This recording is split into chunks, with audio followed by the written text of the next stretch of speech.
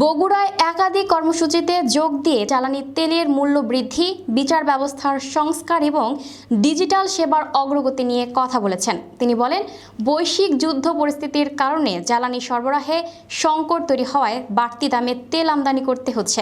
পাশাপাশি তিনি ন্যায় বিচার প্রতিষ্ঠা ও বেল বন্ড সিস্টেমকে বিচার ব্যবস্থার আধুনিকায়নে গুরুত্বপূর্ণ পদক্ষেপ হিসেবে উল্লেখ করেন। বিস্তারিত দেখুন প্রতিবেদনে। প্রধানমন্ত্রী তারেক রহমান বলেছেন, মধ্যপ্রাচ্যে যুদ্ধ পরিস্থিতির কারণে জ্বালানি তেল আনার রাস্তা বন্ধ হয়ে যাচ্ছে। তাই সবার মতো আমাদেরও এটি আনতে কষ্ট হচ্ছে। এ তেল কিনতে হচ্ছে জনগণের টাকা দিয়েই এবং বাড়তি দামে তেল কিনতে হচ্ছে, এজন্য দাম বাড়ানো হয়েছে। সোমবার 20 এপ্রিল আজ বগুড়াতে একাধিক অনুষ্ঠানে যোগ করেন প্রধানমন্ত্রী। সেখানে এক অনুষ্ঠানে এই সব কথা বলেন তিনি। গাবতলী উপজেলা করার দাবি প্রসঙ্গে প্রধানমন্ত্রী বলেন, সাবেক রাষ্ট্রপতি জিয়াউর রহমান ও বেগম জিয়ার উপর এলাকার মানুষের অধিকার আছে। তাই বলে সব উন্নয়ন কাজ যদি বগুড়ার গাবতলীতে হয় তাহলে তো সারা দেশের মানুষ বঞ্চিত হবে। সারা দেশের অনেক স্থান এখনও অবহেলিত, তাই সেগুলো আগে করতে হবে। বিগত সরকারের আমলে লুট হওয়া, পাচার হওয়া অর্থ ফিরিয়ে এনে কৃষক কার্ড, ফ্যামিলি কার্ডের মাধ্যমে জনগণকে দেওয়া হবে। বলা যায়, জনগণের পাচার হওয়া টাকা ফিরিয়ে এনে কৃষক কার্ড, ফ্যামিলি কার্ডের মাধ্যমে জনগণকে আবার ফিরিয়ে দেওয়া হবে বলেও জানান প্রধানমন্ত্রী।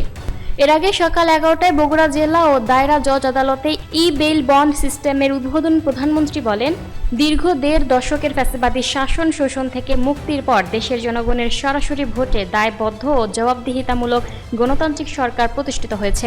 জনগণ তাদের হারানো গণতান্ত্রিক রাজনৈতিক অধিকার ফেরত পেয়েছে।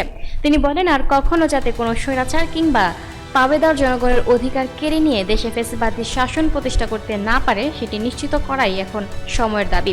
সে লক্ষ্যে বর্তমান সরকার দেশের প্রতিটি সাংবিধানিক প্রতিষ্ঠানকে শক্তিশালী করতে যথাযথ পদক্ষেপ নিয়েছে। এ সময় প্রধানমন্ত্রীর সহধর্মিণী ডাক্তার জুবাইদা রহমান ও আইনমন্ত্রী মোহাম্মদ আসাদুজ্জামান উপস্থিত ছিলেন। এর মধ্য দিয়ে বগুড়া সহ 7 জেলায় এই বেল বন্ড সিস্টেম চালু হলো। এ সময় জেলা ও দায়রা জজ আদালতে আইনজীবী সমিতির নবনির্মিত ভবন উদ্বোধন করেন প্রধানমন্ত্রী। তিনি বলেন, আইন বিভাগ, শাসন বিভাগ ও বিচার বিভাগ এই তিনটির মধ্যে সমন্বয় করে দেশের ন্যায়ের শাসন প্রতিষ্ঠা করা না গেলে নাগরিকদের গণতান্ত্রিক অধিকারের সুফল মিলবে না। সামাজিক ভারসাম্য, সমতা এবং অধিকার নিশ্চিত করতে ন্যায় প্রতিষ্ঠা আধুনিক রাষ্ট্র ব্যবস্থার অন্যতম উপাদান, যা মূলত নৈতিকতা, আইন এবং মানুষের প্রাপ্য অধিকার প্রতিষ্ঠার একটি মৌলিক দিক। স্বাধীনতার ঘোষক শহীদ রাষ্ট্রপতি জিয়াউর রহমান বাংলাদেশের বিচার বিভাগের স্বাধীনতার দ্বার উন্মোচন করে দিয়েছিলেন জানিয়ে তারেক রহমান বলেন, ন্যায়ের শাসন প্রতিষ্ঠায় বিচারকদের ভূমিকাই মুখ্য।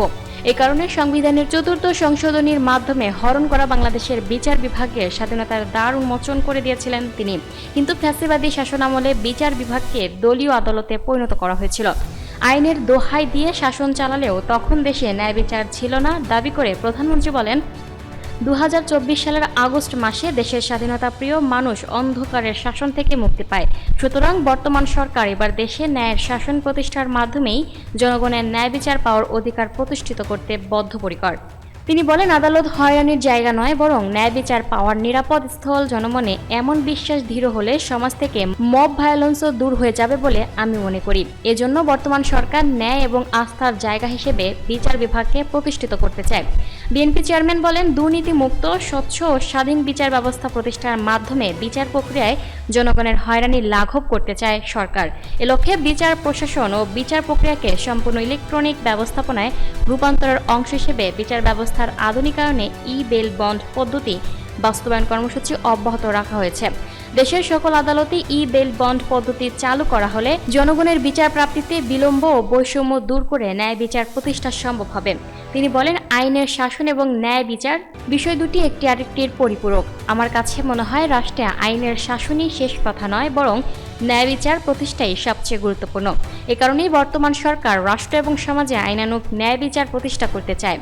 ন্যায় বিচার প্রতিষ্ঠার জন্য প্রয়োজন ন্যায়পরায়ণ বিচারক। আমি মনে করি জামিন প্রক্রিয়ায় বেল বন্ড ব্যবস্থা বিচার প্রার্থীদের ক্ষেত্রে ন্যায় বিচার প্রতিষ্ঠার যাত্রার পথে একটি উল্লেখযোগ্য ধাপ। ইলেকট্রনিক জামিননামা বা বেল বন্ড পদ্ধতির মাধ্যমে অল্প কিছু সময়ের মধ্যেই জামিননামা সংশ্লিষ্ট ব্যক্তির কাছে পৌঁছে যাওয়ার ফলে বিচার প্রার্থীদের হয়রানির লাঘব হচ্ছে বলে জানান প্রধানমন্ত্রী। তিনি বলেন, আগে একটি জামিননামা সম্পন্ন করতে আদালত থেকে জেলখানায় পৌঁছানো পর্যন্ত আইনজীবী, মুহুরি, ম্যাজিস্ট্রেট, পুলিশ, পিয়ন সহ নানা প্রক্রিয়ায় কমপক্ষে 13টি ধাপ পার হতে হতো।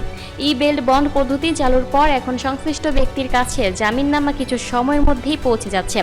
এ কারণে বর্তমান সরকার সারা দেশের সকল আদালতকেই ই-বেল বন্ড পদ্ধতির আওতায় আনার সিদ্ধান্ত নিয়েছে। তিনি আরও বলেন, এরই অংশ হিসেবে আজ থেকে বগুড়া, ঝিনাইদহ, যশোর, মাগুরা, রাজশাহী, নাটোর ও কুষ্টিয়া এ কয়েকটি জেলায় আদালতের কার্যক্রমে ই-বেল বন্ড পদ্ধতি চালু হলো। এর ফলে জামিনপ্রাপ্ত ব্যক্তির কারামুক্তির ক্ষেত্রে হয়রানি লাঘব হবে। অপরদিকে বিরোধী পক্ষ কিংবা মধ্যস্থভোগীদের তৎপরতা কিংবা জামিননামা জালিয়াতির ঘটনার সুযোগও কমে যাবে।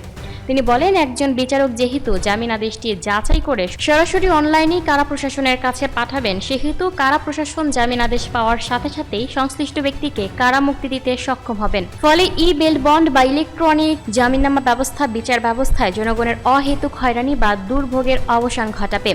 ই-বেল বন্ড সিস্টেমকে পুলিশের CDMS, আদালতের কেস ম্যানেজমেন্ট সিস্টেম এবং ন্যাশনাল আইডি কার্ড ভেরিফিকেশনের সাথে যুক্ত করার বিষয়টি সরকারের পরিকল্পনা রয়েছে।